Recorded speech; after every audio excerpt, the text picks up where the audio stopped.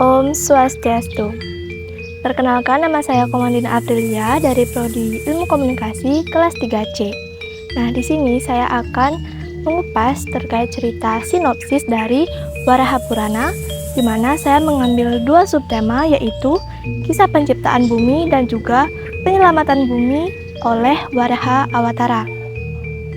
Nah, kisah ini diawali dengan kisah penciptaan jagat raya atau alam semesta yang dilakukan oleh Dewa Wisnu. Nah, awalnya bumi ini hanyalah kehampaan, di mana dari kehampaan itu terbentuklah suatu bunyi. Nah, bunyi ini menciptakan langit, dan langit menciptakan angin, lalu angin menciptakan energi, dan energi menciptakan air. Nah, air inilah yang menjadi penyebab dari adanya kelahiran di bumi ini. Jadi dahulu bumi diselimuti oleh air dan Wisnu tertidur di atasnya. Ini disebut dengan Narayana, di mana kata Nara berarti air dan Ayana berarti tempat beristirahat. Nah, Dewa Wisnu menciptakan pohon, gunung, dan juga burung. Nah, dalam beberapa sarga menyebutkan bahwa Dewa Wisnu juga menciptakan manusia, dewa, dan juga roh, di mana dari ketiga ciptaannya ini memiliki perbedaan sifat yang sangat signifikan, di mana dewa ini memiliki sifat introvert dan juga sangat bersemangat, sedangkan manusia memiliki sifat yang penuh dengan kepuasan hawa nafsu, sedangkan roh memiliki sifat yang kejam dan juga sering memberontak.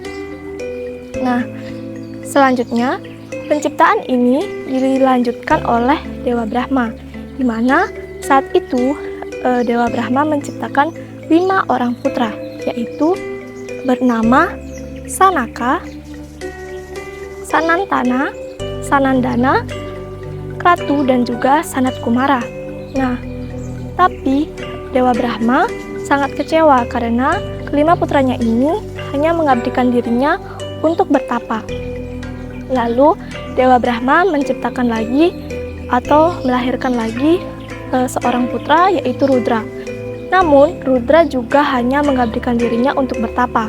Kemudian Brahma menciptakan 10 orang maharesi dengan kekuatan mentalnya. 10 orang maharesi itu adalah Maharesi Bergu, Maharesi Marici, Maharesi Angira, Ulatsya, Pulaha, Atri, Wasista, Dharma, dan juga Samkalpa, dan yang terakhir adalah Narada. Nah, 10 putranya inilah yang melanjutkan keturunan atau menciptakan berbagai makhluk di bumi ini. Nah, lalu saat itu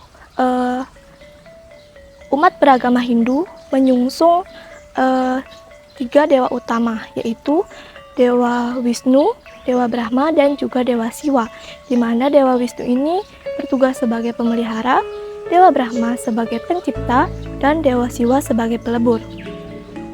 Nah, Dewa Wisnu selalu turun ke dunia apabila dunia mengalami suatu peristiwa atau kehancuran.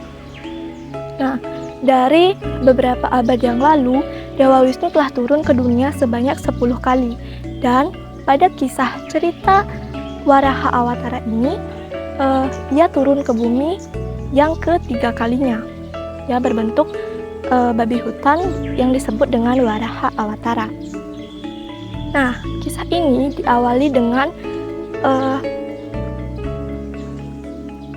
tinggalnya Dewa Wisnu di istana Waikunta, di mana istana ini dijaga oleh 2 orang penjaga gerbang yang sangat setia dengan Dewa Wisnu. Nah, kedua orang ini adalah Jaya dan Wijaya. Jaya dan Wijaya ini sangatlah setia dengan Dewa Wisnu. Karena itu dia mengabdikan dirinya untuk menjaga Dewa Wisnu dari ancaman makhluk yang ingin menyerangnya di istana. Nah, saat itu juga keempat putra Brahma datang untuk menemui Dewa Wisnu dengan tujuan tertentu.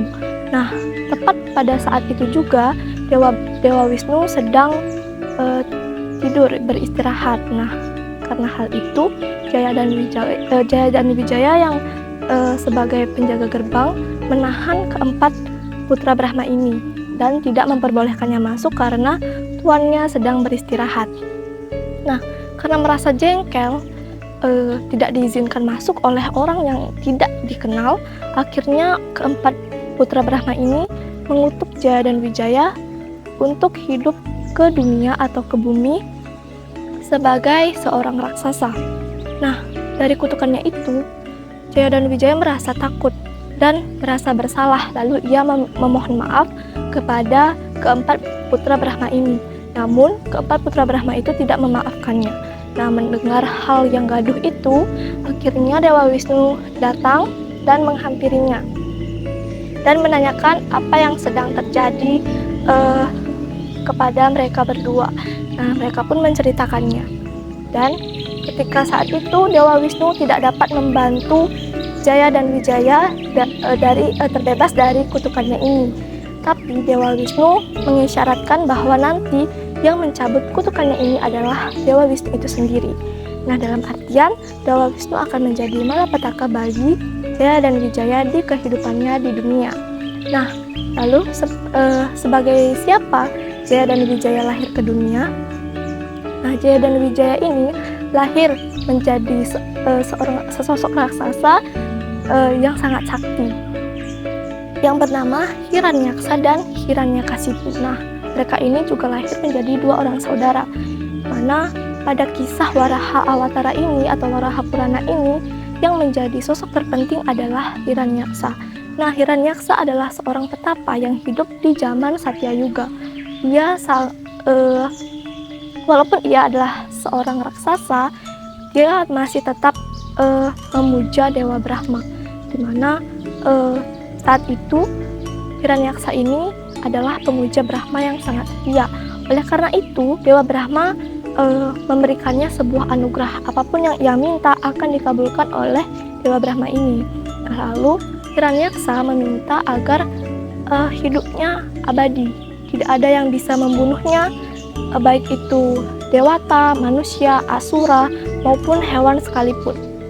Nah, pada saat ia menyebutkan hewan, ia menyebut nama-nama hewan satu persatu hingga lupa menyertakan nama babi hutan di dalamnya.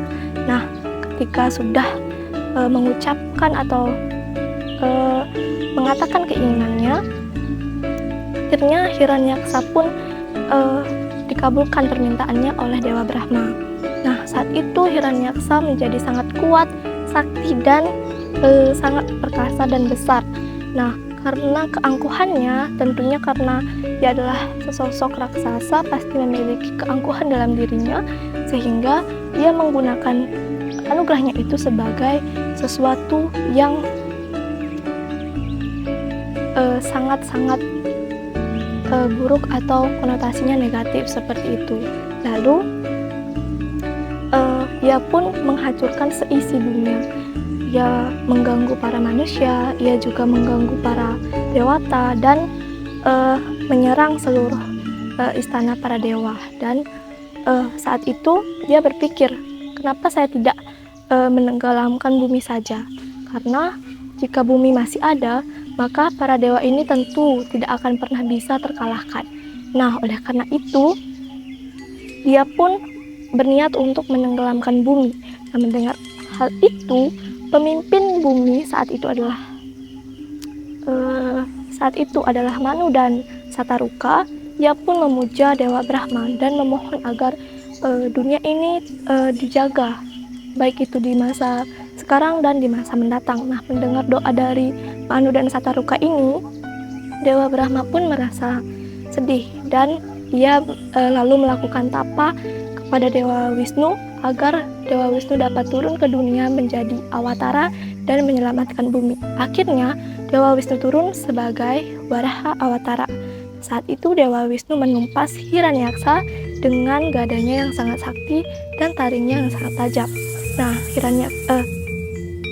Waraha Awatara ini adalah sosok babi hutan, di mana ia memiliki kesaktian yang luar biasa dan melebihi Hiranyaksa. Nah, ketika sudah mampu mengalahkan Hiranyaksa, akhirnya Waraha Awatara pun menikah dengan Ibu Pertiwi, di mana Ibu Pertiwi itu adalah bumi itu sendiri. Nah, pernikahannya ini bertujuan untuk menjaga bumi atau Ibu Pertiwi dari kehancuran yang apabila bisa terjadi lagi. Nah, saat perkawinannya itu tentunya Dewa Wisnu atau dalam sosok Waraha Awatara berbincang atau berdialog dengan Ibu Pertiwi atau bumi. Nah, dialognya inilah yang dituliskan dalam kitab Waraha Purana. Baik, sekian sinopsis dari cerita Waraha Purana. Nah, kemudian sekarang saya akan menjelaskan mengenai insiden atau kejadian penting yang tersirat dalam cerita tadi. Nah, kejadian pentingnya ada banyak ya. Yang pertama itu ada penciptaan alam semesta.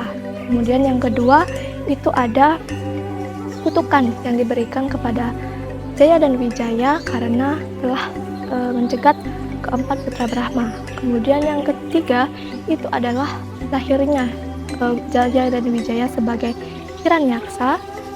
Terus yang keempat pengabulan ya atau berkah dari Dewa Brahma kepada Hiranyaksa tersebut. Lalu yang kelima itu adalah di mana Hiranyaksa ini buta ya akan kekuasaannya. Lalu yang terakhir adalah penumpasan Hiranyaksa oleh Waraha Awatara. Oh ya, yang terakhir lagi yang ketujuh itu ada dialog antara Ibu Pertiwi dan juga Dewa Wisnu. Nah, kemudian sekarang saya akan memaparkan atau mengambil amanat yang terkandung dalam cerita ini. Tentunya semua cerita, apalagi itu adalah cerita keagamaan, pastinya mengandung amanat yang kental di dalamnya. Nah, amanat dari cerita Waraha Purana atau Waraha Awatara ini adalah ketika kita tidak bisa mengendalikan keangkuhan dalam diri, apapun yang kita terima dari Tuhan Yang Maha Kuasa, itu tentu akan menjadi hal yang buruk dan mendatangkan malapetaka kepada diri sendiri. Kemudian, sembah bakti yang tulus itu sangatlah penting dan diharapkan untuk tidak mengharapkan imbalan apapun ketika kita melakukan suatu bakti, dan tetaplah berjalan di atas dharma, dan jangan lupa juga untuk terus menjaga alam atau semesta ini agar tetap jaga, karena dari penciptaan tadi ini memerlukan proses yang sangat panjang. Baik, sekian cerita dari saya. Saya mohon maaf apabila ada kekurangan yang saya lakukan atau saya ceritakan, dan untuk itu saya tutup sinopsis atau cerita hari ini dengan Paramasanti. Om Santi Santi Santi Om.